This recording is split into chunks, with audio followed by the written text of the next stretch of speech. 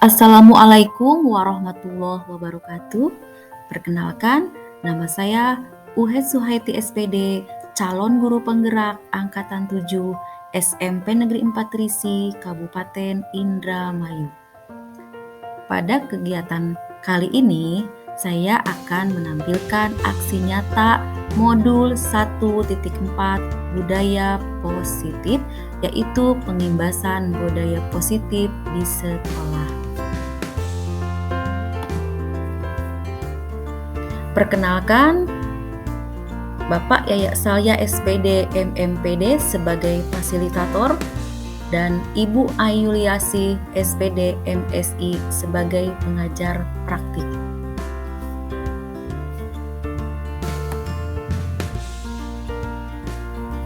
Latar belakang kegiatan pengimbasan budaya tersebut, yang pertama yaitu penerapan budaya positif di sekolah merupakan salah satu upaya peningkatan kualitas.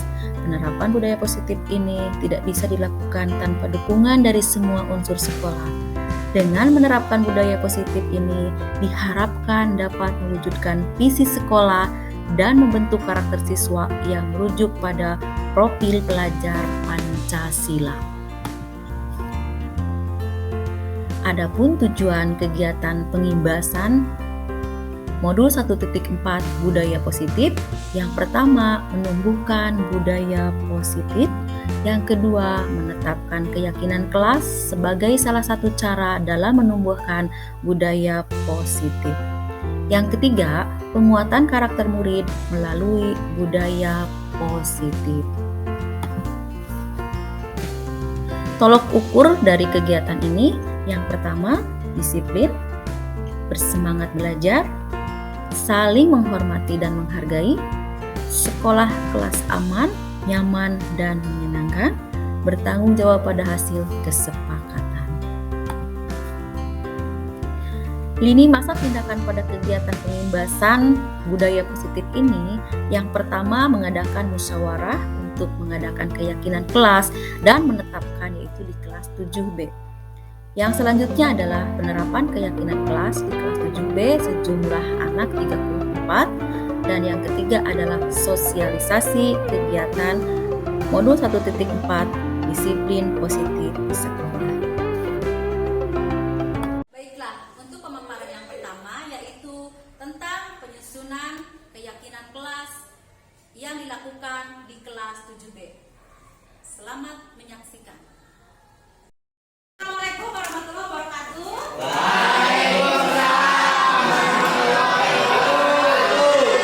Alhamdulillah, hari ini kita bertemu lagi dengan Ibu ya. Hari ini kita akan membuat keyakinan kelas ya. Karena keyakinan itu nanti akan kita curah pendapat dengan kalian.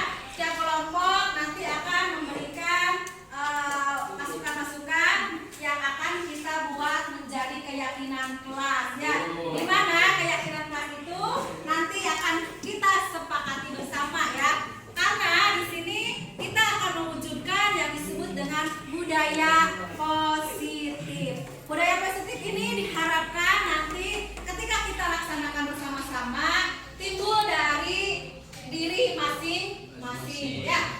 Nanti Ibu selanjutnya kalian akan ditugaskan untuk membuat atau menulis curahan-curahan pendapat setiap kelompok masing-masing. Ibu akan membagikan stick note ya setiap kelompoknya.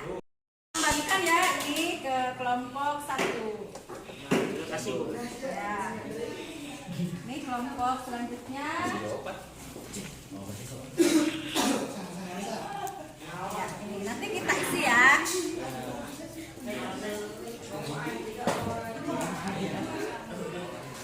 Iya.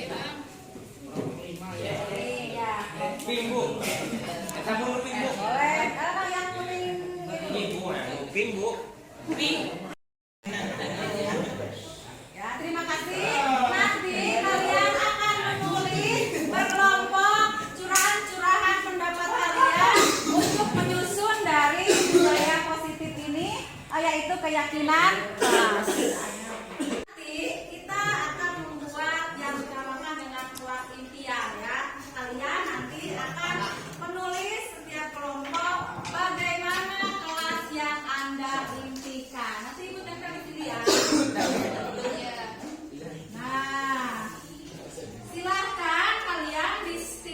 stick-note-nya untuk membuat catatan kelas yang diimpikan oleh kalian itu yang seperti apa. Bisa dimulai ya? Bisa. Silakan segera dimulai. Setelah kalian menuliskan kelas impian, berarti untuk mewujudkan kelas impian itu kita harus bagaimana, ada rencananya ya. Jadi tulis juga nanti di stick note yang kedua yang ibu bagikan tadi warna pink. Nanti akan bagaimana cara mewujudkan kelas yang Anda impikan ya. Berarti dari kelas impian yang kalian tadi tulis di stick note kuning, berarti nanti kalian menulis lagi bagaimana untuk mewujudkan kelas yang Anda impikan. Siap ya? Siap. Kita mulai, nanti ibu tempel di sini. Setelah selesai nanti bisa ditempel. Ya. Silakan untuk membuat atau merencana kelas impian. Ya.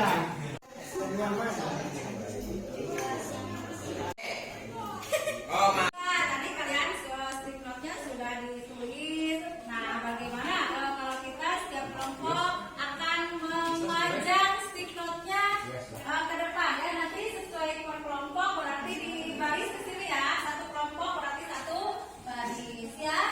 Ya, silakan dari kelompok ini dulu. Yuk, ditempel semuanya berdiri, ditempel. Ika. Ya, ini. Nah, itunya juga ke sana ya.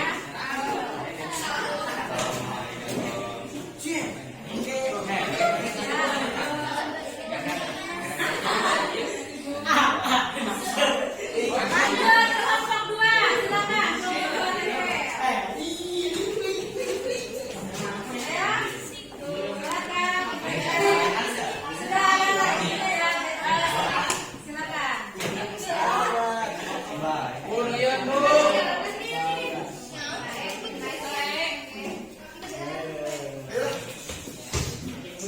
Ya, lanjut kelompok 3.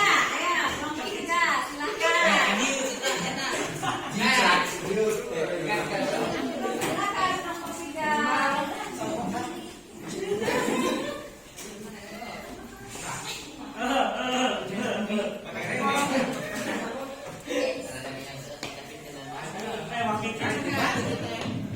Ya, silakan ditempel ya. Lanjut ke selanjutnya. Ayo, kelompok ini, yuk, silakan. Silakan. Gak usah pakai lem dulu, itu sudah ada. Ya, silakan. Kelompok ini, ya. Nanti dilanjut kelompok ini ya. Ya. Langsung ya.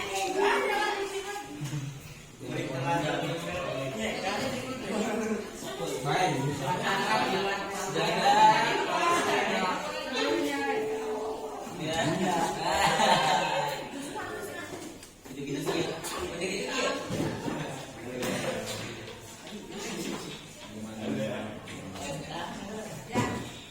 Ya, silakan kelompok ini. Ayo, kelompok. Bawah ya. Buka.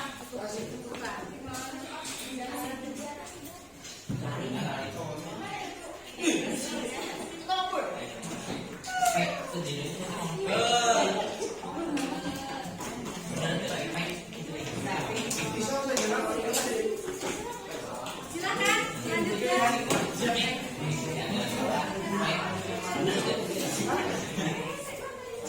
Ya, silakan.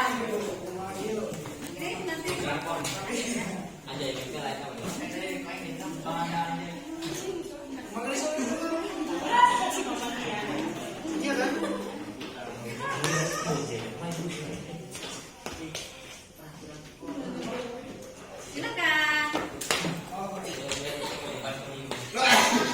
Ini jajar aja ke sana.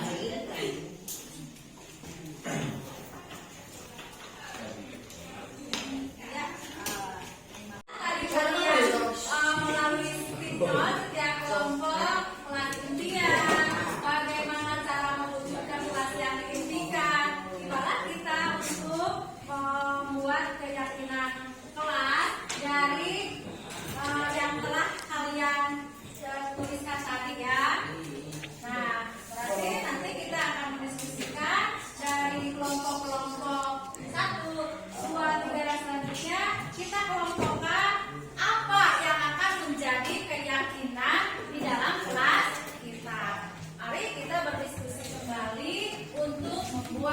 keyakinan kelas.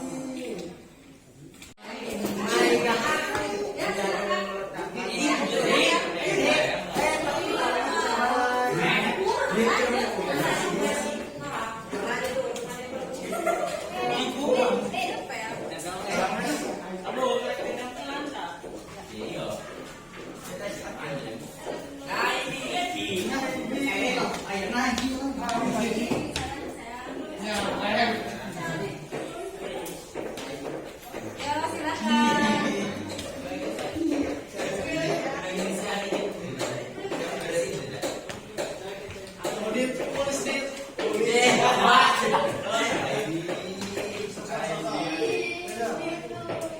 Ya, terima kasih.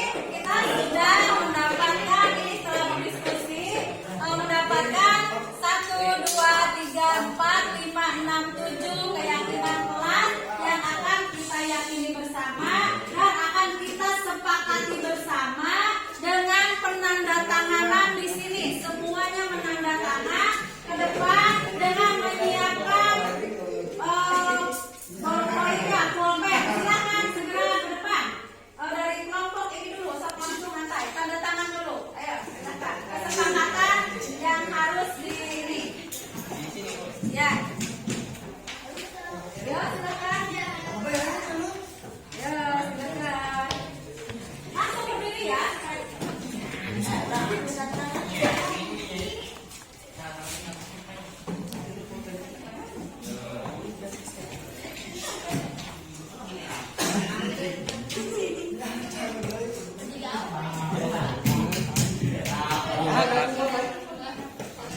Di mana saja?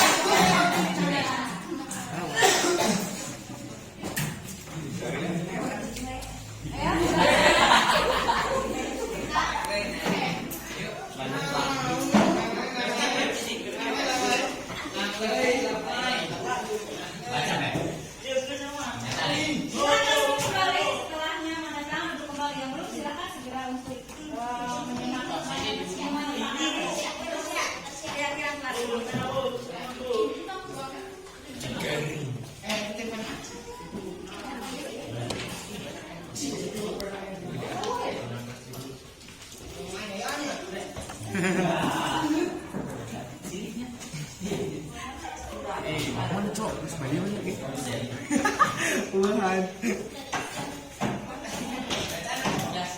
Silakan.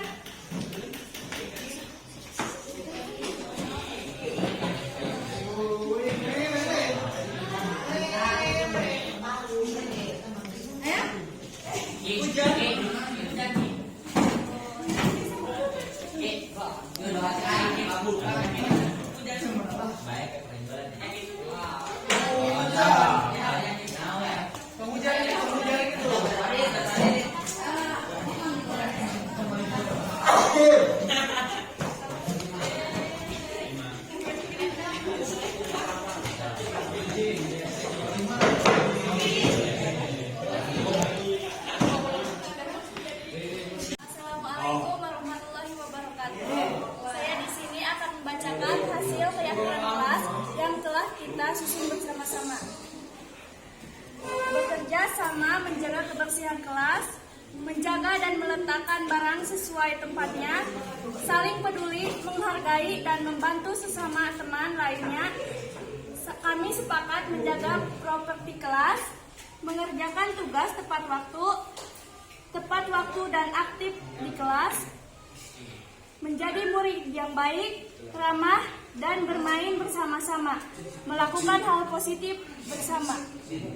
Kelas dan juga telah menyepakati bersama dengan menandatangani keyakinan kelas di kelas 7B ini. Mudah-mudahan kalian nanti bisa melaksanakannya tentunya dengan dari hati nurani kalian ya. Terima kasih. Mudah-mudahan apa yang kita lakukan hari ini bermanfaat. Assalamualaikum warahmatullahi wabarakatuh. Assalamualaikum warahmatullahi wabarakatuh. Nama saya Angga Rengganis Kusuma dari kelas 7B SMP Negeri 4 Risi. Setelah saya mengikuti kegiatan penyusunan keyakinan kelas yang disusun bersama dengan seluruh siswa di kelas 7B dan dibimbing oleh wali kelas. saya merasa lebih disiplin lagi karena ada kesepakatan yang dibuat bersama dan harus dipatuhi bersama. Jika ada yang melanggar kesepakatan, maka harus menerima konsekuensinya. Terima kasih Bu, SMP Negeri Patrisi eksis. Assalamualaikum warahmatullahi wabarakatuh. Nama saya Fitra Putika Sari dari kelas 7B SMP Negeri 4 Trisi. Setelah saya mengikuti kegiatan penyusunan keyakinan kelas yang disusun bersama yang dimulai dengan curah pendapat dengan seluruh siswa di kelas yang dibimbing oleh wali kelas. Saya merasa senang dan lebih disiplin lagi karena sudah bisa membuat kelas impian melalui kesepakatan bersama. Disiplin lebih meningkat dari sebelumnya karena ada konsekuensinya jika melanggar keyakinan kelas tersebut. Terima kasih Bu. Assalamualaikum warahmatullahi wabarakatuh. Selanjutnya, yang kedua yaitu pemaparan modul 1.4 budaya positif di sekolah, yaitu di sekolah SMP Negeri 4 Trisi. Selamat menyaksikan. Assalamualaikum warahmatullahi wabarakatuh. Waalaikumsalam warahmatullahi wabarakatuh. Assalatu wassalamu ala asrofil anbiya'i wal mursalin wa ala alihi wa sahbihi ajma'in, amma ba'du.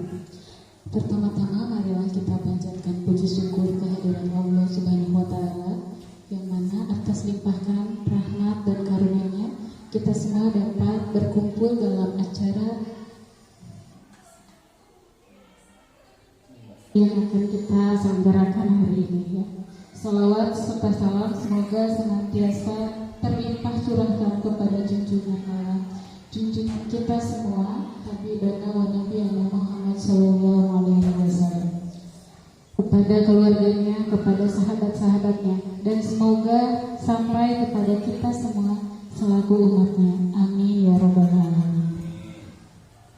Pada kesempatan ini saya ingin sebagai penata acara akan menyampaikan beberapa acara yang akan kita lalui. Yang pertama yaitu acara pembukaan.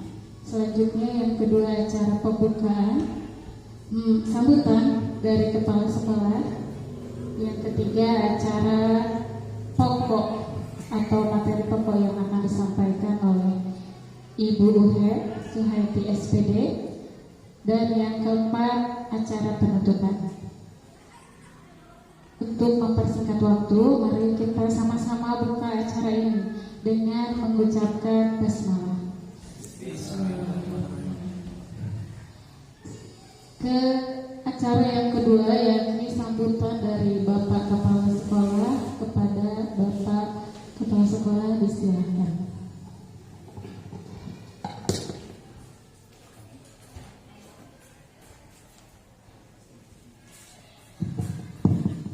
Bismillahirrahmanirrahim. Assalamualaikum warahmatullahi wabarakatuh.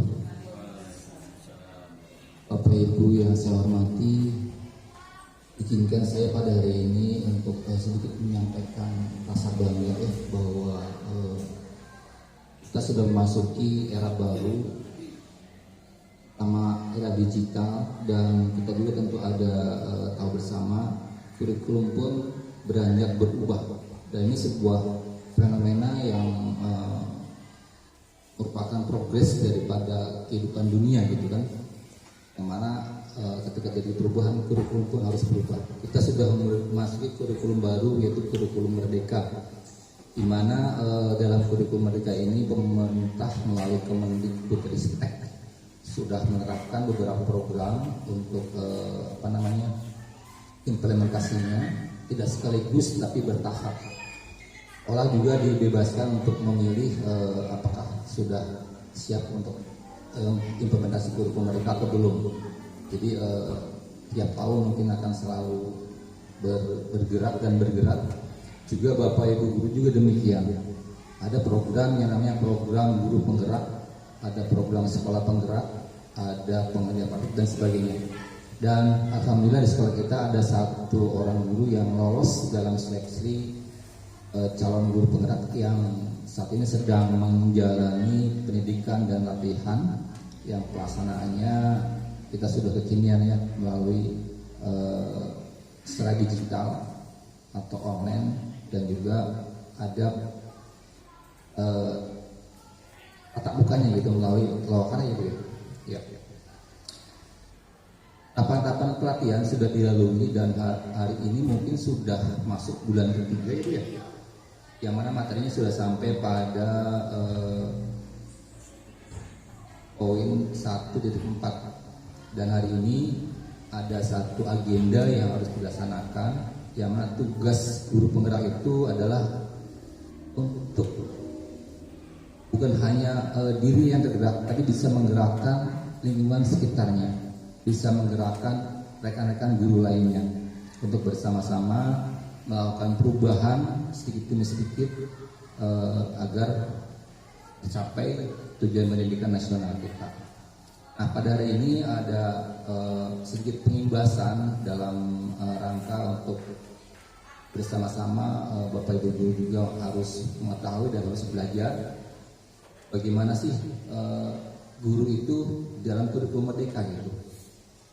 Karena di sini ada banyak perubahan yang harus dilampaui ya, baik dalam pembelajaran dan lain sebagainya, yang mana mungkin ada banyak perubahan terutama dalam pemanfaatan teknologi yang dikombinasikan juga dengan situasi yang ada. Nah, untuk itu saya berharap Bapak Ibu semua bisa menyimak nanti ya, supaya mendapat pemahaman yang sama. Bagaimana sih kurikulum merdeka itu, apa saja yang perlu kita lakukan, apa saja perubahan yang perlu kita lakukan nanti di kelas agar pembelajarannya itu bisa mencapai tujuan seperti itu. Dan hari ini salah satu materi ataupun tahapan yang akan dilaksanakan oleh rekan kita Ibu Yesua SPD, yaitu pengimbasan budaya positif. Kenapa harus ada budaya positif? Karena dengan budaya positif, insya Allah akan terjadi hasil yang positif. Karena ini akan berefek, akan berdampak pada proses, dan juga nanti ujung-ujungnya adalah pada hasil ataupun output yang kita harapkan. Bagaimana budaya positif itu sebetulnya mungkin Bapak Ibu sudah melaksanakan, hanya tidak terasa ataupun kurang intens dan sifatnya kurang belum terprogramkan gitu saja. Misal begini, di kelas kan ada tata tertib dan sebagainya yang selama ini kan dibuat oleh sekolah. Nah, sekarang dalam kurikulum merdeka siswa diharapkan berpartisipasi aktif dalam segala hal, dalam belajar juga dan lain-lainnya. Jadi peran guru itu lebih sebagai motivator ataupun pendamping ya, pengarah gitu. Kenapa demikian? Karena sekarang semua materi itu sudah ada di internet.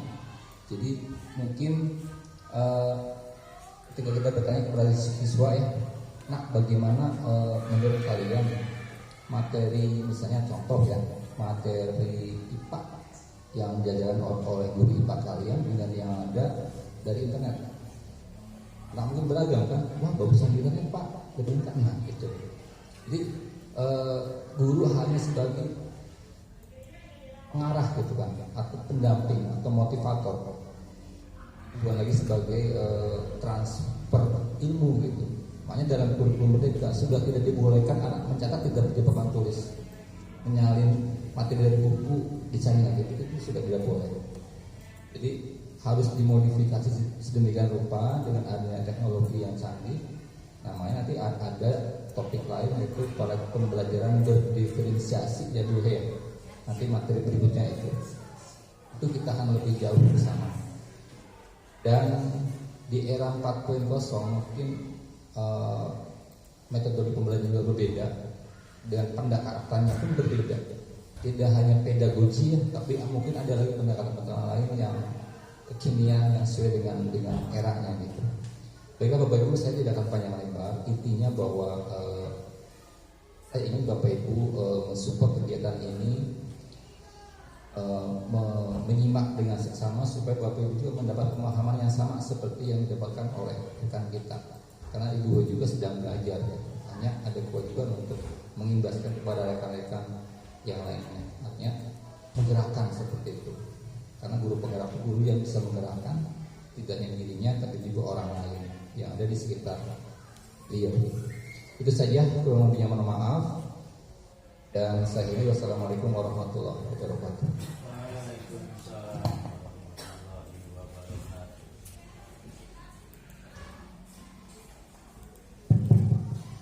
Terima kasih untuk Bapak Kepala Sekolah yang telah menyampaikan sambutannya. Sekarang kita akan langsung ke acara inti, yaitu acara pengimbasan budaya positif oleh calon guru penggerak yang ada di sekolah kita, yaitu Ibu Uhe Suhaiti SPD. Kepada Ibu Uhe Suhaiti SPD disilakan.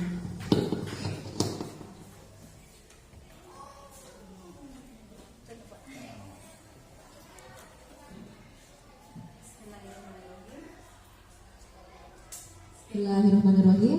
Assalamualaikum warahmatullahi wabarakatuh. Bapak Kepala Sekolah yang saya hormati, rekan-rekan guru yang saya banggakan, alhamdulillah pada hari ini kita bisa bertemu wajah bersua pandang di tempat ini. Tentunya mudah-mudahan kita bisa melaksanakannya sampai kegiatan ini berlangsung.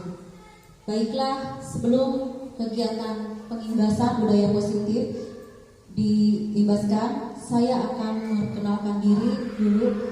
Nama saya Uhe Suhaiti SPD, CGP Angkatan 7. Baiklah, karena di sini saya ditugaskan untuk melakukan aksi nyata, yaitu modul 1.4 tentang budaya positif. Baiklah, kita mulai saja apa-apa yang akan saya sampaikan. Berarti dimulai dengan beberapa topik. Ya, nanti dulu ke topik dulu. Terus topik ke bawah.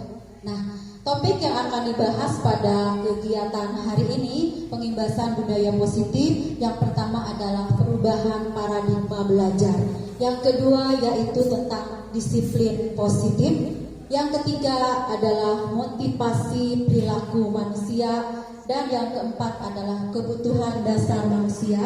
Yang kelima posisi kontrol restitusi. Yang keenam adalah keyakinan kelas. Dan yang ketujuh adalah segitiga restitusi. Baiklah, nanti sebagai pemantik dari kegiatan ini ada beberapa pertanyaan di sini ya. Bapak Ibu tinggal menjawab setuju atau tidak dengan pertanyaan pemantik ini. Yang pertama, apakah Bapak Ibu setuju dengan pernyataan ini? Hukuman dapat mendisiplinkan anak. Setuju tidak Bapak Ibu? Tidak, ada yang setuju, ada yang tidak ya. Baik, itu hak berarti ya. Yang kedua, pemberian hukuman dengan hal positif seperti membaca, membersihkan halaman sekolah dapat meningkatkan disiplin anak. Setuju atau tidak? Setuju. Pak Karsi? Tidak. Ibu Ratna? Setuju. Dan yang lainnya? Setuju. Ya baiklah. Yang ketiga, memberi penghargaan dapat meningkatkan motivasi belajar anak. Apakah setuju? Setuju. Baik ya. Di sini hanya diminta apakah Anda setuju dengan pernyataan ini? Hanya diminta itu. Nanti penjelasannya untuk lebih jelas, marilah kita simak bersama pengimbasan budaya positif ini. Baiklah, kita mulai, yaitu dengan yang pertama ini perubahan paradigma belajar. Jadi dengan permainan saja terlebih dahulu. Nanti saya akan membagikan stick note, kertas, dibantu dengan rekan saya, Ibu Ratna, untuk membagikan satu orang satu kertas. Silakan untuk membagikannya. Ya. Dan setelah dibagikan, nanti Bapak Ibu menuliskan hal yang paling berharga dalam hidup Bapak Ibu. Silakan ditulis di kertas yang saya bagikan. Hal yang paling berharga dalam hidup Bapak Ibu semuanya. Ya, silahkan ditulis dulu. Setelah ditulis, mangga stick note-nya disimpan di telapak tangan. Tadi yang telah ditulis, apa yang paling berharga dalam hidup disimpan di telapak tangan. Kemudian hal yang paling berharga itu tentunya tidak akan disimpan sembarangan, kan Bapak Ibu? Betul tidak? Betul tidak? Iya, tidak akan disimpan sembarangan. Nah, silahkan genggam yang kuat. Genggam yang kuat. Genggam, sudah digenggam? Maka setelah 30 detik, Bapak Ibu mencari pasangan untuk melakukan kegiatan. Yang satu mencoba merayu untuk membuka kepalan tangan tersebut. Merayunya mau merayu, mau membujuk, memaksa juga boleh, dengan mengiming-iming juga boleh. Mangga selama 30 detik bergantian. Silakan. Ibu Ratna mau dengan siapa? Pak Kasim. Silakan. Mangga dengan berdua bergantian selama 30 detik. Silakan. Bagaimana caranya merayu? Bagaimana membujuk? Bagaimana? Ayo silakan. Satu orang saja. Berarti begini, jangan dulu yang satunya berarti yang satunya berarti Bapak jangan dulu mengepa. Berarti itu rayu dulu, sok rayu dulu Bu Teti. Sok rayu dulu, rayu dulu. Ya. Rayu dulu. Ingin lihat nih. Ya, rayu dulu. Ya, Dot. ayo. Rayu dulu, rayu. Atau dengan ayo, biasanya ibu-ibu yang pandai merayu. Ayo. Kegiatannya selama 30 detik ya. Iya. Ya. Mangga silakan sekuat tenaga merayunya, sekuat tenaga. Dimasukkan tidak tuh hal yang berharganya. Silakan. Kalau sudah berarti sekarang 30 detik bergantian dengan temannya, dengan yang satunya. Coba membuka merayunya.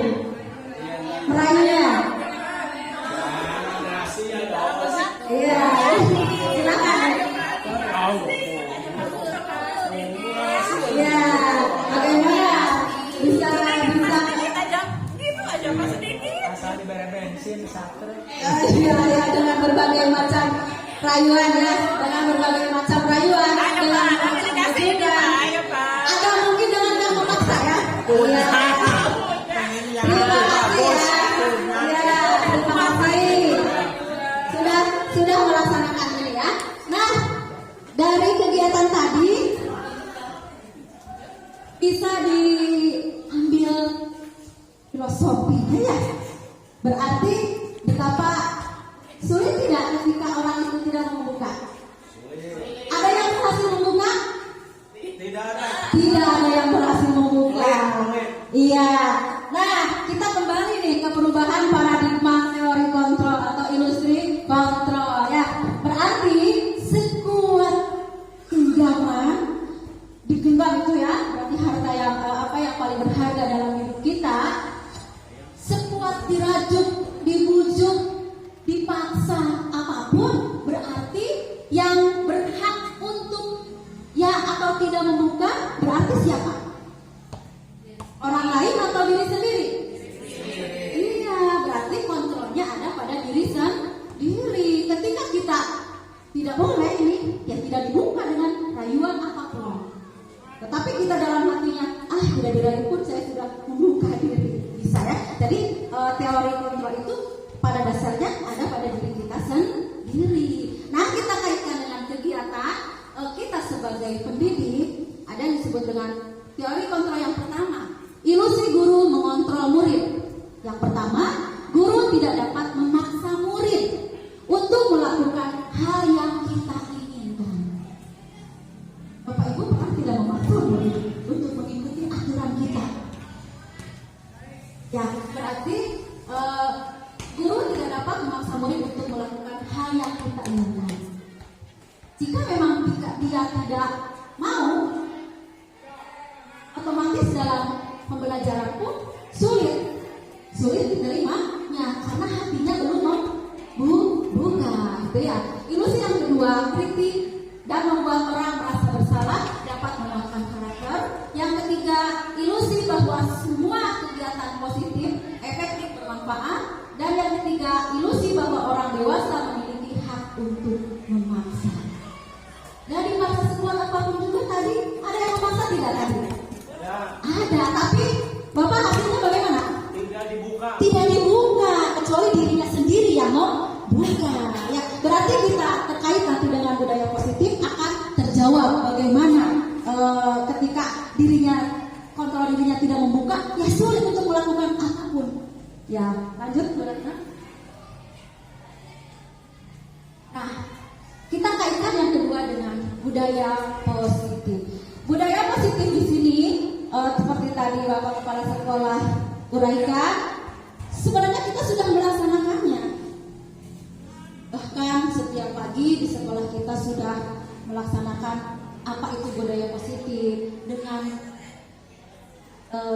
5S: senyum, salam, sapa, sopan, dan santun.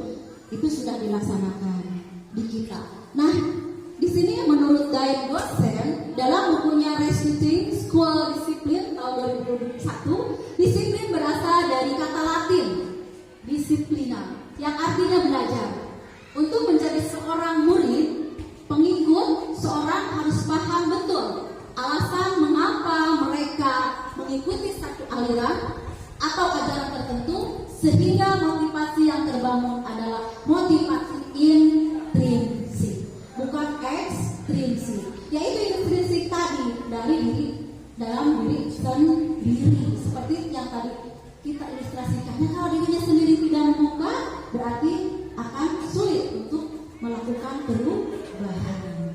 Itu yang disiplin. Nah, di sini perubahan paradigma, stimulus respon, teori kontrol. Siapa sesungguhnya yang memiliki kontrol? Di sini ada tabel, ada stimulus respon, ada juga teori kontrol. Yang pertama, stimulus respon.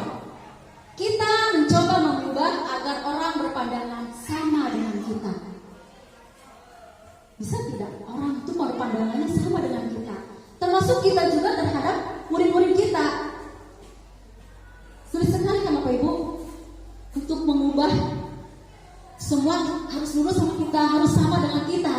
Nah, pada teori kontrol kita berusaha memahami pandangan orang lain tentang dunia. Berarti ketika kita memandang harus sama saja, harus lurus sama kita. Berarti itu sudah tidak berlaku. Kita sekarang menuju teori kontrol, yaitu kita berusaha memahami pandangan orang lain tentang dunia. Berarti lebih membuka lagi ya. Yang kedua, perilaku buruk dilihat sebagai suatu kesalahan. Perilaku buruk itu kita sering ya melihat atau menjudge anak.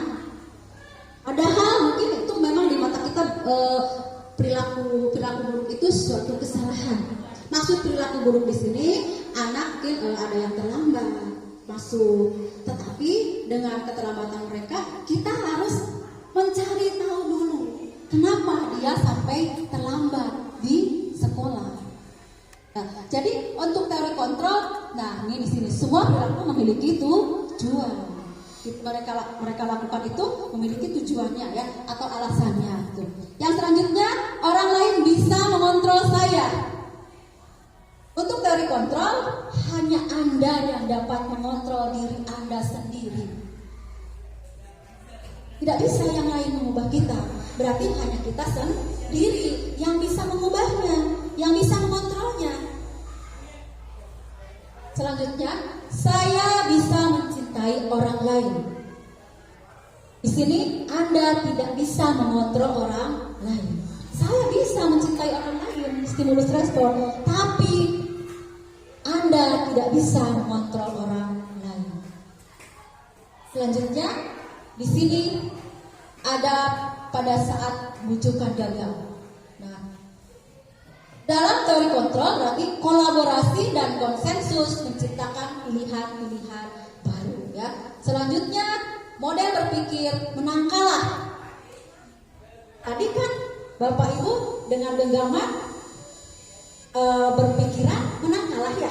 Ketika bisa membuka, berarti Bapak Ibu beranggapan yang kita bujuk itu menang atau kalah? Kalah, berarti kita yang menang karena sudah menang untuk membujuknya.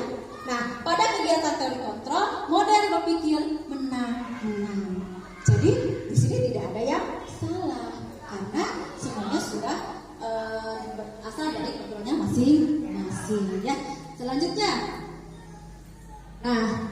sesuaikan juga dengan kegiatan sekarang, yaitu perubahan dari kurikulum, yaitu kita sekarang di era kurikulum merdeka.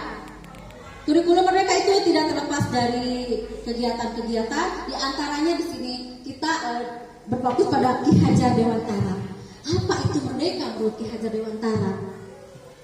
Menurut Ki Hajar Dewantara, merdeka di sini artinya tidak hanya terlepas dari perintah, tetapi juga cakap memerintah diri sendiri. Artinya kita sudah tidak ada yang memerintah lagi untuk melakukan kebalikan tersebut, tetapi diri kita yang memerintahnya. Artinya sudah respect ya dengan keadaannya ada. Nah, juga menurut Ki Hajar Dewantara, kita sebagai pendidik itu diibaratkan seorang petani. Bapak Ibu tahu tidak petani? Apa yang digarapnya dalam pertanian?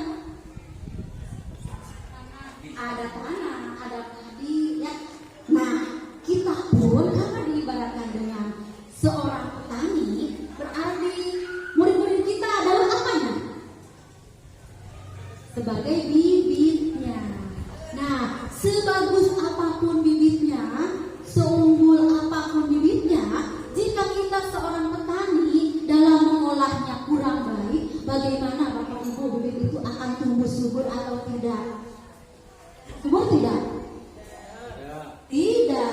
Ya, berarti di sini kita sebagai pendidik atau guru selaku petani berusaha untuk mengolah ladang kita. Ladang kita ya di sini tempat kita belajar, sekolah di sini diibaratkan ladang, dan murid kita adalah sebagai benih-benihnya. Nah, bagaimana supaya benih itu tumbuh dengan sempurna? Walaupun benih itu kan berasal dari benih yang berbeda-beda. Ada benih yang unggul, ada benih yang sedang, ada juga benih yang biasa-biasa saja. Tetapi kita sebagai petani berusaha untuk menumbuhkan benih tersebut. Terutama berarti kita menyediakan ladang. Kalau ladangnya tandus, berarti bagaimana benih itu bisa tumbuh dengan baik. Nah, otomatis kita juga mencari cara pengolahan ladang tersebut supaya bisa tumbuh benih-benih yang hebat, benih-benih yang bisa bermanfaat. Itu dari filosofi Ki Hajar Dewantara, ya. Juga tidak lepas dari nilai-nilai kebajikan universal. Seperti kita tahu, kegiatan kurikulum merdeka ini ada hal yang baru ya dalam kurikulum ini. Di antaranya ada nilai, bukan baru sebenarnya ya, sudah, tapi namanya saja mungkin. Di sini nilai-nilai kebajikan universal itu mungkin Bapak Ibu sudah tahu apa yang disebut dengan profil pelajar Pancasila. Ya, di sini sudah ada satu apa Ibu-ibu? Tinggal ada itu beriman dan bertakwa kepada Tuhan Yang Maha Esa dan berakhlak mulia. Yang kedua berkebinekaan global. Yang ketiga gotong royong. Yang keempat mandiri. Yang kelima kreatif dan keenam bernalar kritis. Baiklah Ibu-ibu, karena untuk sedikit refresh ya, ada lagu dan biasanya kalau dengan lagu itu mudah hafal. Ya, mudah hafal ini tentang lagu profil pelajar Pancasila. Mangga diiringi dengan musik kita dinyanyikan bersama. Mangga ya, kita dengan lagu nilai-nilai kebajikan nasional profil pelajar Pancasila bersama-sama ya Bapak Ibu. Pelajar Pancasila beriman dan bertakwa pada Tuhan Yang Esa dan berakhlak mulia, berkebinekaan global, gotong royong mandiri, kreatif dan bernalar kritis. Pelajar Pancasila beriman dan bertakwa pada Tuhan Yang Esa dan berakhlak mulia, berkebinekaan global, gotong royong mandiri,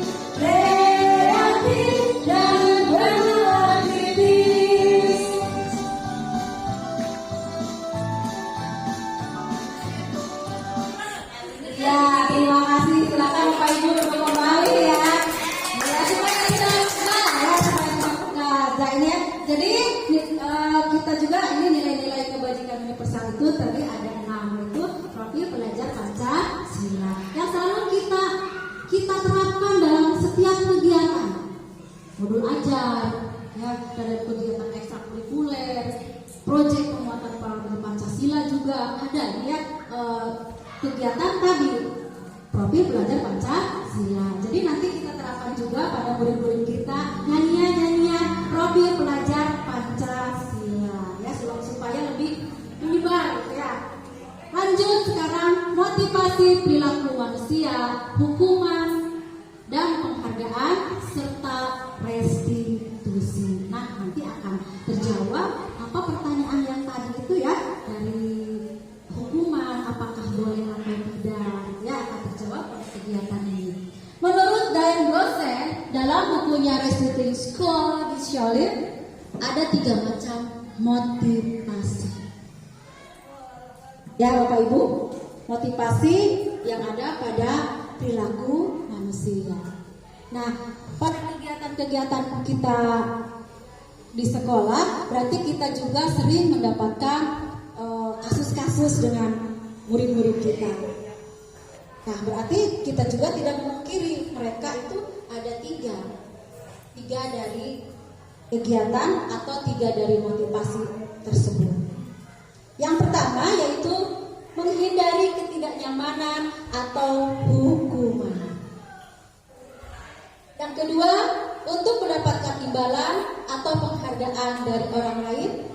Yang ketiga, untuk menjadi orang yang mereka inginkan dan menghargai diri sendiri dengan nilai-nilai yang dipercaya. Ada suatu kasus, misalnya seorang guru menugaskan untuk membuat cerpen, cerita pendek. Dengan tergesa-gesa, murid itu menulisnya, lalu memberikan tugas itu kepada gurunya. Apakah itu perilaku motivasi itu murid motivasi yang keberapa? Dia tergesa-gesa sampai di sekolah karena tugasnya belum selesai, langsung memberikan kepada gurunya. Berarti itu motivasi ya pertama, dia itu yang motifnya takut dihukum saja, tidak nyaman. Karena hukuman itu pada dasarnya menyakitkan, sakit. Ketika dia berhubungan terus dengan ini ya hukuman, ya tidak nyaman karena merasa diudak-udak.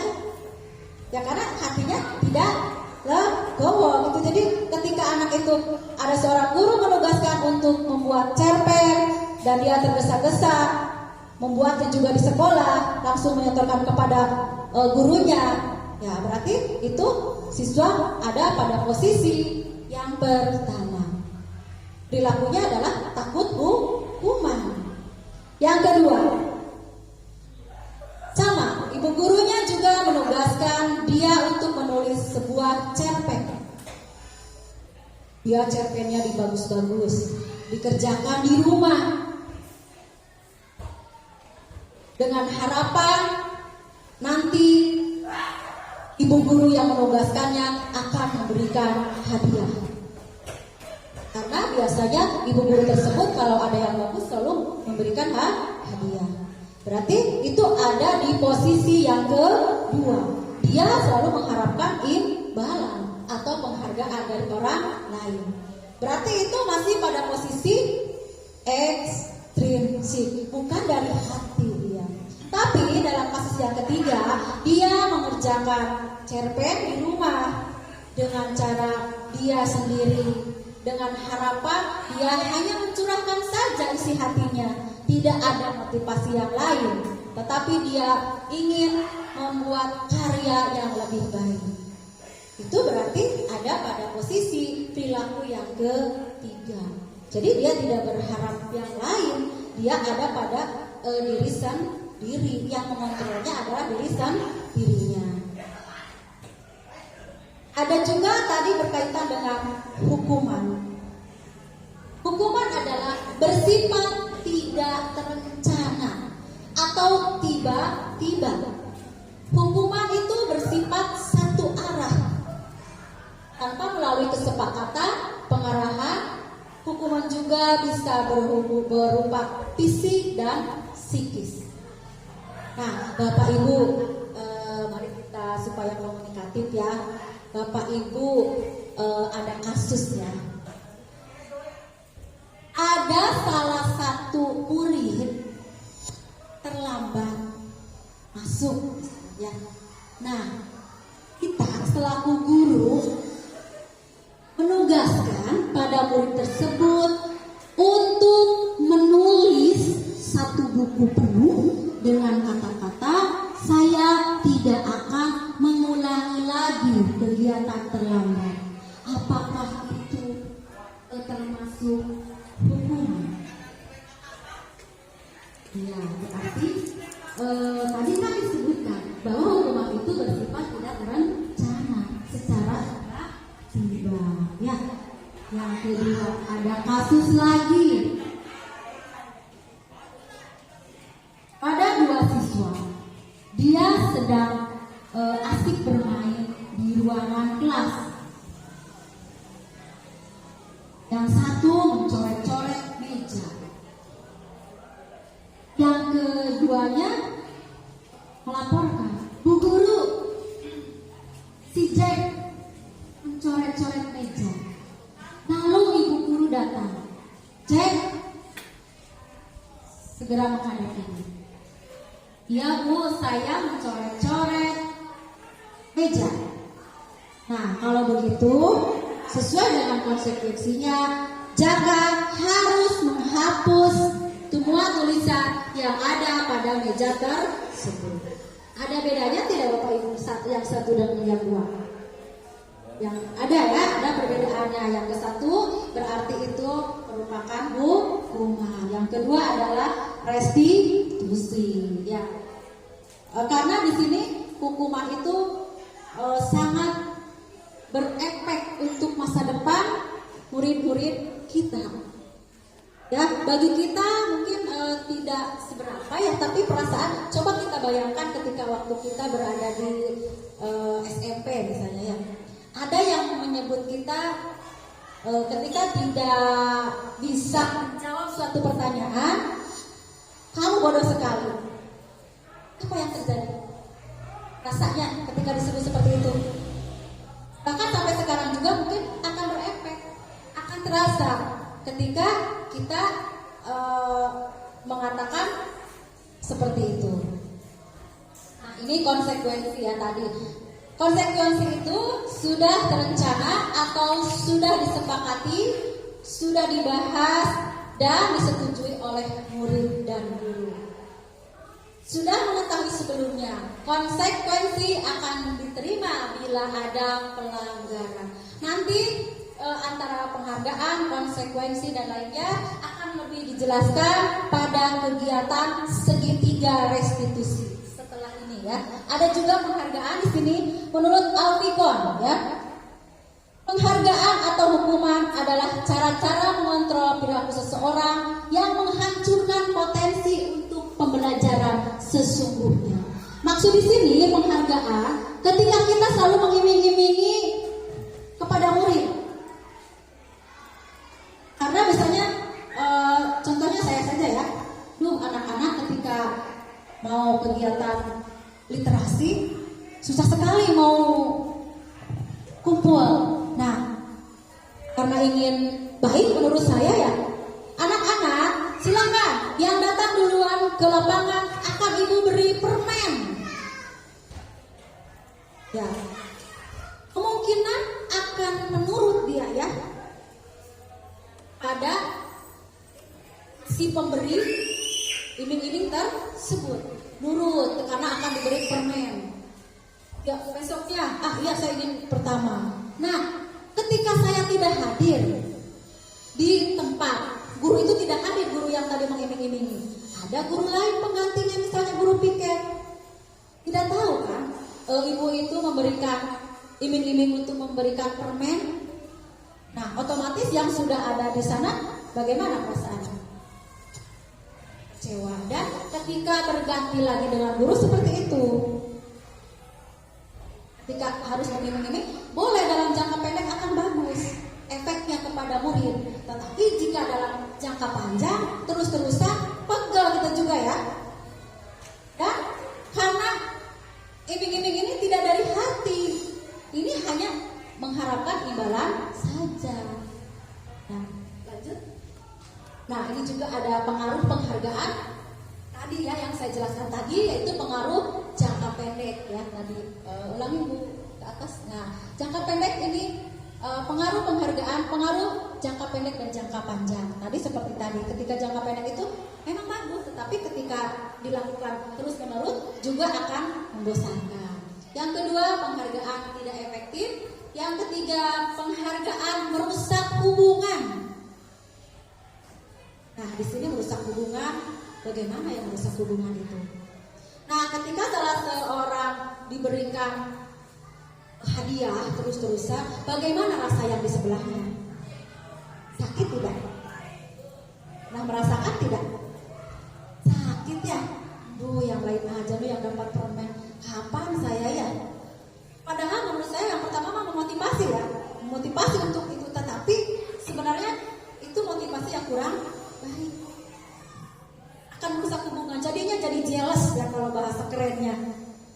Ya udahlah, biasa saja yang dapat hadiahnya karena saya tidak mungkin bisa mengejarnya. Itu yang disebut dengan merusak hubungan. Penghargaan mengurangi ketepatan juga, penghargaan menurunkan kualitas, penghargaan mematikan kreativitas, penghargaan bersifat menghukum. Ketika salah satu murid kita berikan penghargaan, sama seperti tadi, jadi merusak hubungan, yang di sebelahnya akan merasa tidak nyaman dan merasa dihukum. Dihukum di sini perasaannya, duh saya ya nggak dapat seperti itu.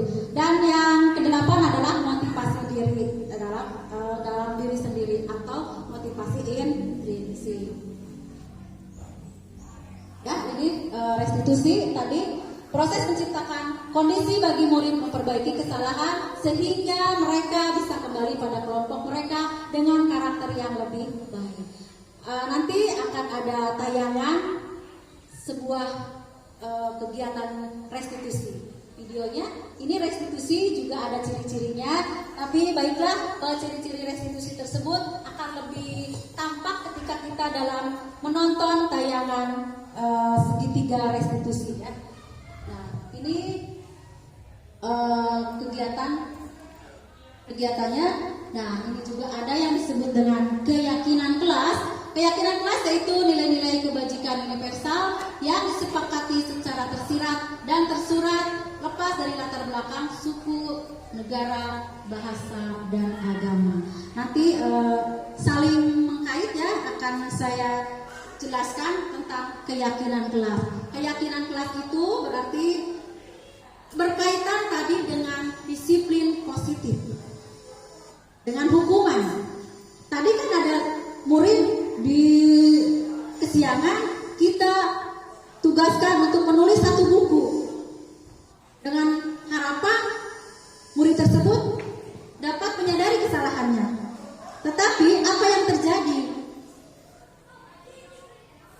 ketika melakukan hal tersebut? Bukannya malah lebih baik, tetapi murid tersebut akan menjadi pendendam ketika demikian. Tetapi ketika sudah diadakan yang namanya keyakinan kelas, nanti akan berkaitan dengan kegiatan selanjutnya, yaitu yang disebut dengan konsekuensi. Nah, Bapak Ibu, nanti di awal tahun pelajaran kita semua akan mencoba bersama-sama, setiap wali kelas akan membuat sebuah keyakinan kelas, di mana keyakinan ini akan membantu kita sebagai guru untuk mendisiplinkan murid-murid kita. Adapun urutan-urutan pembuat keyakinan kelas, mereka di dalam kelas itu kita kelompokkan Setelah kita kelompokkan, biarkan mereka mencurahkan pendapatnya masing-masing. Terlebih dahulu kita berikan bagaimana gambaran kelas impian, kelas yang mereka impikan. Mereka akan berlomba-lomba menulis bagaimana kelas yang mereka impikan. Ada tayangan di sini keyakinan kelas. Mangga Bapak Ibu sambil merefleksi juga. Ini ada kegiatan keyakinan kelas yang sudah saya susun di kelas ini.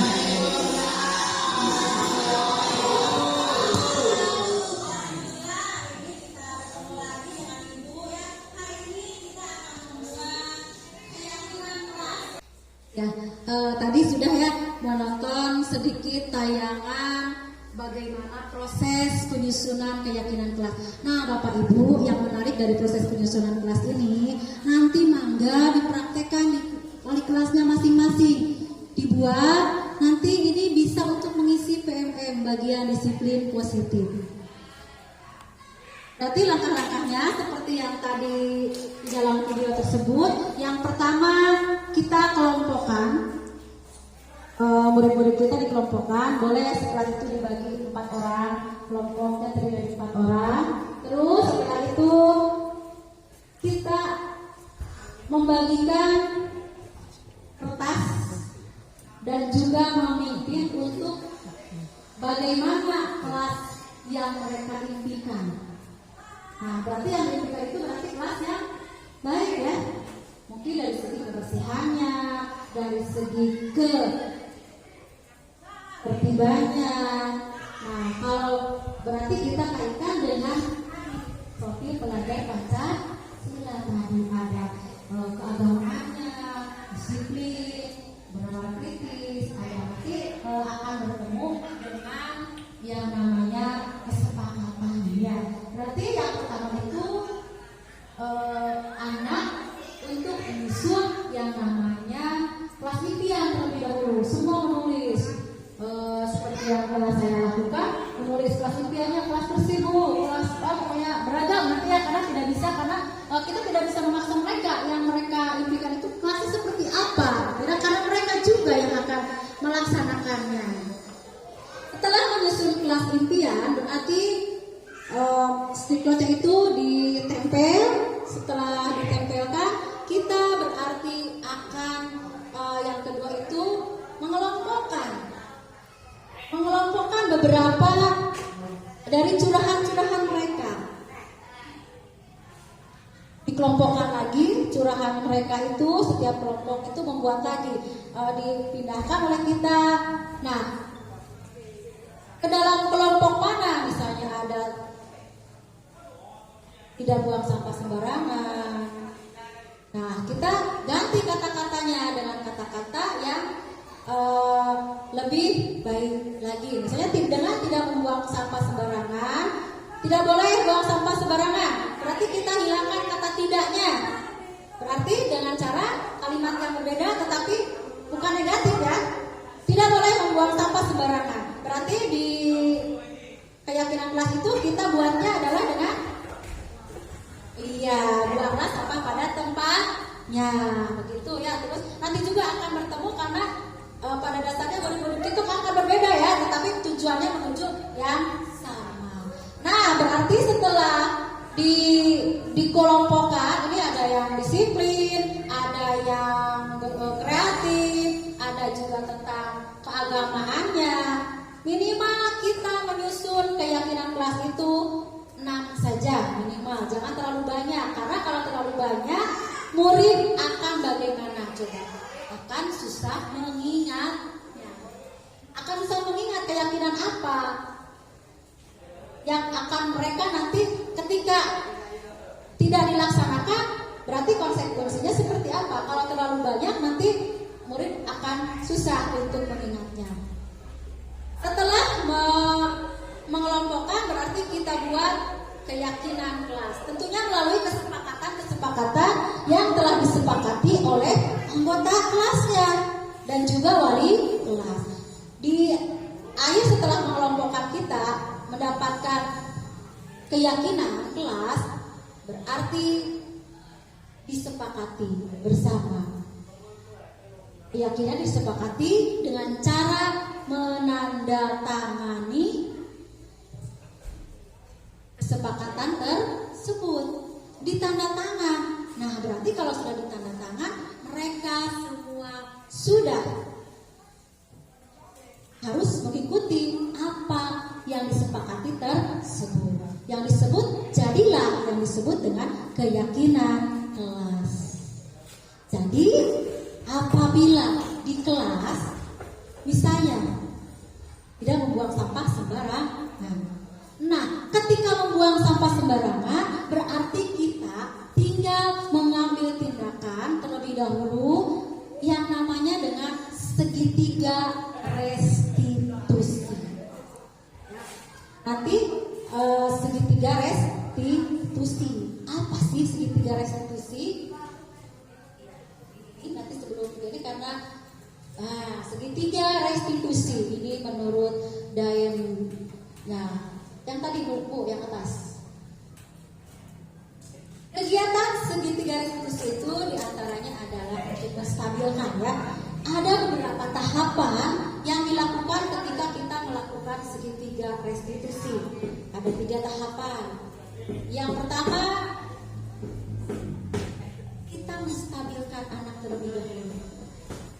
Ketika ada murid melakukan kesalahan, tadi membuang sampah sembarangan, berarti kita tidak menegurnya langsung di sana, tetapi dengan cara memanggil. Ataupun misalnya hari ini harusnya memakai seragam pramuka, tetapi ada salah satu murid yang menggunakan kaos olahraga. Itu juga kan sudah ada di kesepakatan di keyakinan kelasnya bahwa disiplin. Disiplin kan tidak hanya datang tepat waktu, tetapi dalam berpakaian pun harus disiplin. Nah, ada yang melaporkan temannya, Bu, si A itu tidak memakai baju pramuka, padahal sekarang harus memakai baju pramuka. Oh iya, terima kasih, nah sudah melaporkan pada ibu. Nanti disuruh ke ruangan ibu ya setelah selesai belajar. Nah, itu kan tidak mengganggu mental mereka ya, tidak mengganggu. Tapi kita maksudnya untuk memperbaiki kesalahannya. Nah, setelah di ruangan oleh gurunya itu berarti yang pertama kita direstitusi dulu, distabilkan dulu, identitasnya distabilkan dengan cara kita menyapanya, Assalamualaikum, apa yang kamu lakukan? Kenapa dipanggil oleh ibu? Biarkan dia berbicara sendiri. Jadi kita menggalinya, biarkan keluar dari diri saya sendiri. Bukan kita, kenapa kamu hari ini tidak menggunakan baju pramuka? Padahal sekarang kan harus menggunakan baju pramuka. Nah, berarti dengan cara distabilkan terlebih dahulu. Nah, pada dasarnya manusia itu pasti memiliki kesalahan. Semua manusia pasti memiliki kesalahan. Bahkan ibu juga pernah melakukan kesalahan. Tetapi sebagai manusia, kita berhak untuk memperbaikinya. Kenapa hari ini tidak memakai baju pramuka? Padahal hari ini adalah hari Jumat. Seharusnya kalian menggunakan baju pramuka. Ayo, kenapa? Nanti anak akan berbicara sendiri. Dengarkan saja sebelum mereka berbicara, ya terus dengarkan saja. Dengarkan, nanti akan keluar, Bu. Ya, kenapa nak? Sebenarnya saya itu hanya memiliki 1 baju pramuka. Oh begitu? Iya Bu. Sedangkan baju pramuka itu resletingnya sudah tidak berfungsi. Jadi saya tidak memakai baju pramuka Bu. Nah, kok kenapa begitu? Ya karena orang tua saya tidak bisa membelinya Bu. Nah, kita tahu kan Bapak Ibu, oh berarti anak ini masalahnya itu tidak memiliki baju. Kita kembali nanti ada yang disebut dengan kebutuhan dasar manusia. Yang pertama adalah kebutuhan dasar atau survival. Kebutuhan dasar di sini berarti dia tidak memiliki baju. Oh iya. Nah, keyakinan apa, Nak, yang sudah kalian sepakati bersama di kelas? Disiplin, Bu. Disiplin apa? Disiplin berpakaian. Konsekuensinya apa jika kamu melanggar, Nak? Ya, Bu, saya akan memperbaikinya dan minggu depan saya tidak akan mengulanginya lagi. Ingat, Nak, itu hanya berlaku 3 kali. Kalau sudah 3 kali berturut-turut kamu melanggar terus, berarti ada lagi konsekuensinya. Itu ketika kita mengadakan segitiga restitusi. Berarti sudah nyambung ya Bapak Ibu. Tadi antara menghukum itu ya, menghukum ya atau tidak. Berarti sudah bertemu sekarang. Berarti menghukum itu boleh atau tidak? Tadi setuju atau tidak dengan hukuman? Setuju dengan hukuman? Padahal nanti hukuman yang berefek. Berarti kalau setuju atau tidak? Tidak setuju, tetapi kita melakukan restitusi terlebih dahulu. Dan juga restitusi ini kita ada tahapan yang disebut dengan kita menyusun keyakinan kelas. Lanjut, Bu Ratna. Ini sudah segitiga restitusi karena kita sudah menjelaskannya dengan kasus ya. Ini juga sudah tadi menstabilkan. Kita lanjutkan dengan ini salah satu video segitiga restitusi ya, contohnya.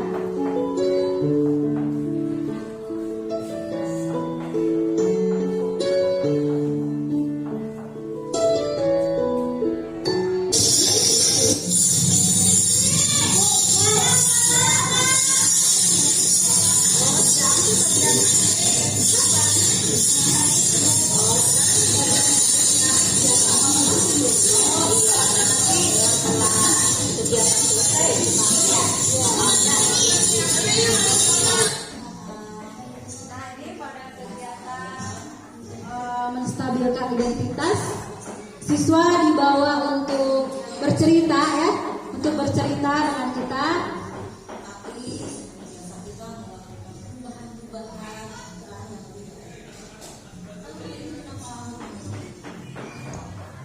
Juga ada validasi tindakan yang salah, dia kesalahannya di mana?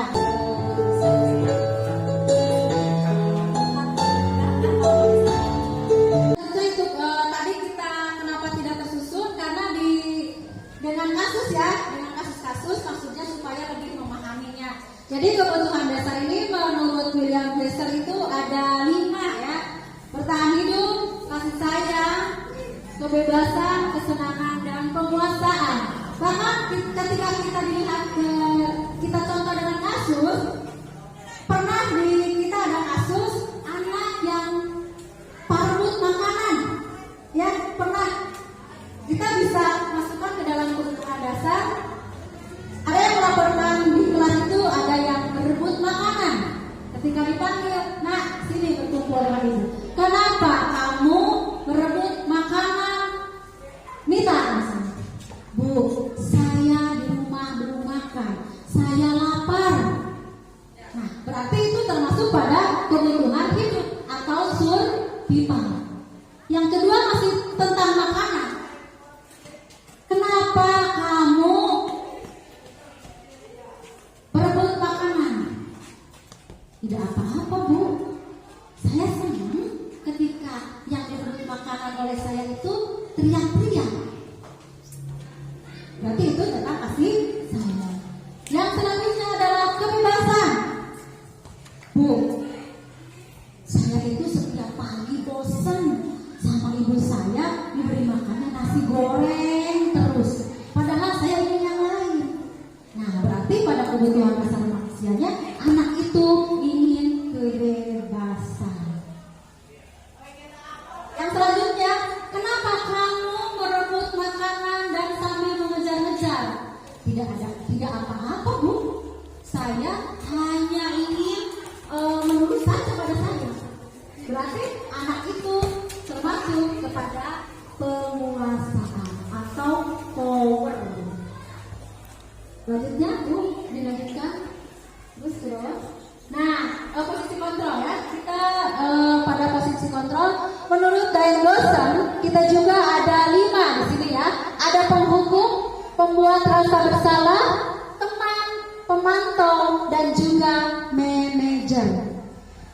Di dalam suatu kasus, kamu terlambat saja datangnya, mata kita sampai melotot. Kenapa sih? Kesiangan. Nah, menurut Bapak Ibu itu yang mana? Posisi kontrol yang mana kita jika seperti itu? Penghukum, pembuat rasa bersalah, teman, pemantau, atau manajer? Matanya melotot, suara keras, membentak.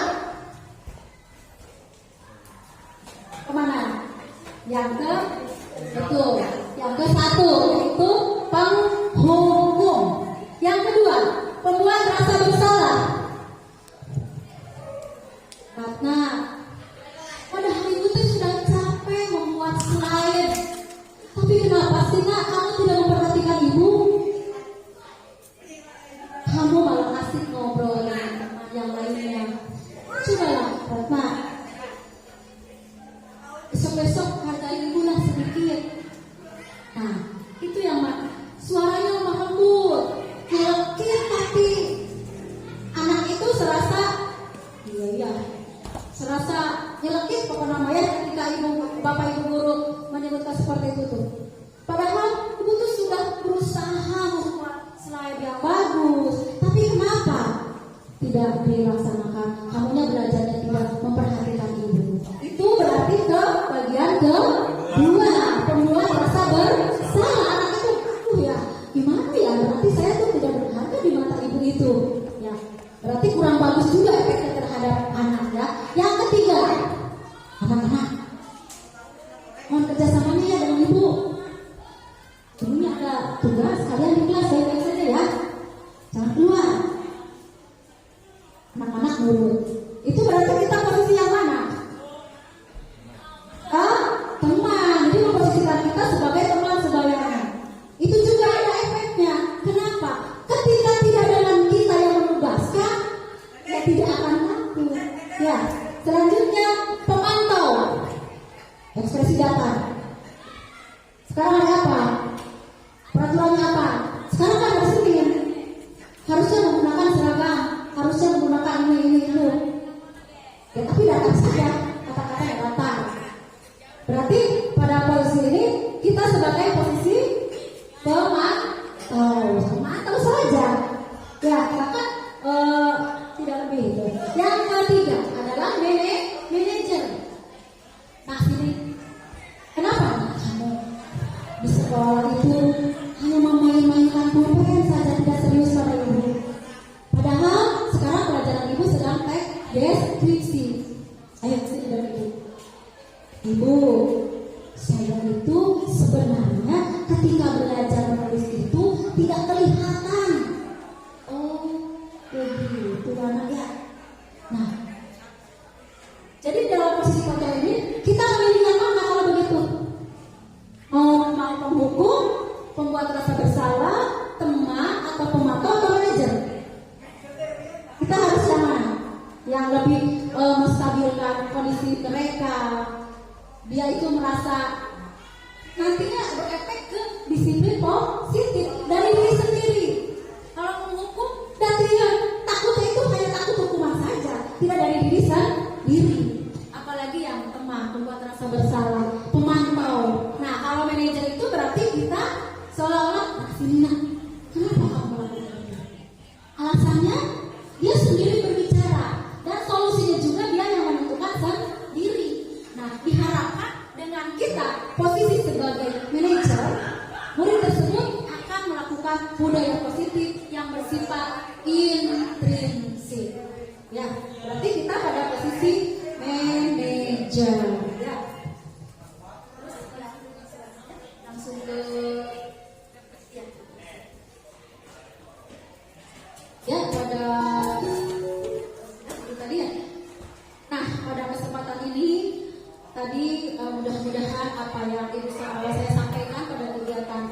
pengimbasan budaya positif ini dapat bermanfaat. Tetapi saya mohon untuk melakukan refleksi ya, refleksi dari kegiatan ini. Yang pertama, hal baru apa yang mengubah paradigma saya? Yang kedua, perasaan yang muncul selama mengikuti sesi ini. Yang ketiga, peran apa yang telah saya lakukan. Dan yang ketiga adalah akan menjadi amal seperti apakah setelah mengikuti pengimbasan ini. Baik, nanti setelah kegiatan ini saya menunggu refleksinya. Nanti akan ada yang membagikan stiker, dan stiker itu kita kumpulkan kembali. Untuk hari ini, alhamdulillah, terima kasih juga kepada rekan-rekan guru yang telah bersedia hadir untuk berpartisipasi dalam pengimbasan budaya positif ini. Mungkin Bapak Ibu ada yang ditanyakan atau ada yang bertanya jawab. Saya batasi 2 saja. Enggak? Ya, boleh Bapak Gunawan. Bu, ini ada sesuatu yang ingin ditanyakan. Ya. Yang pertama, bagaimana kaitannya keyakinan kelas dengan profil pelajar Pancasila? Iya, Terima baiklah. kasih. Terima kasih Pak Gunawan. Saya akan menjawab pertanyaan dari Bapak Gunawan. Dalam kegiatan menyusun keyakinan kelas, berarti kita tidak lepas dari yang namanya profil pelajar Pancasila. Untuk keyakinan-keyakinannya, kita kaitkan dengan yang 6 tadi. Berarti yang 6 itu ada. Misalnya bernalar kritisnya apa? Setelah siswa-siswi kita bercurah pendapat, dikelompokkan. Nah, yang termasuk ke dalam nalar kritis itu apa? Yang termasuk ke kebinekaan global apa? Ya, jadi di-cover dalam profil pelajar Pancasila. Itu mungkin Bapak Bu. Iya, sudah puas? Puas, terima kasih Bu. Terima kasih Pak Gun ya, mudah-mudahan kita bisa melaksanakannya nanti. Satu lagi barangkali. Siapa satu lagi? Bapak Karsi barangkali. Tidak, ya. Terima kasih untuk hari ini. Saya ucapkan mudah-mudahan bermanfaat. Assalamualaikum warahmatullahi wabarakatuh. Perkenalkan, saya Yoyon Supriyono, Kepala SMA Negeri 4 Trisi Kabupaten Indramayu.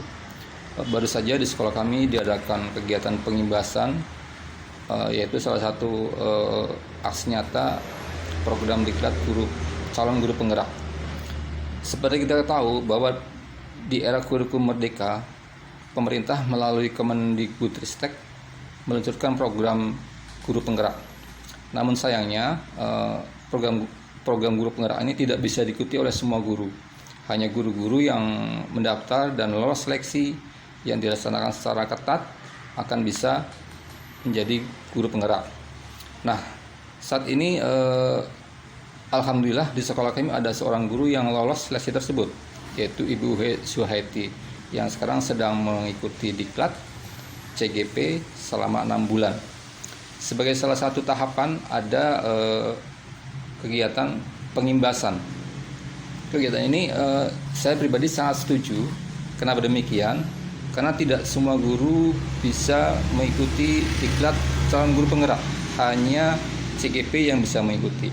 Nah, dengan adanya pengimbasan oleh CGP ini diharapkan rekan-rekan guru di sekolah kami juga bisa memahami dan bisa belajar bersama mengenai apa itu kurikulum merdeka, sehingga diharapkan nanti dalam pelaksanaannya semua guru bisa paham dan mampu mengimplementasikan kurikulum merdeka dengan baik.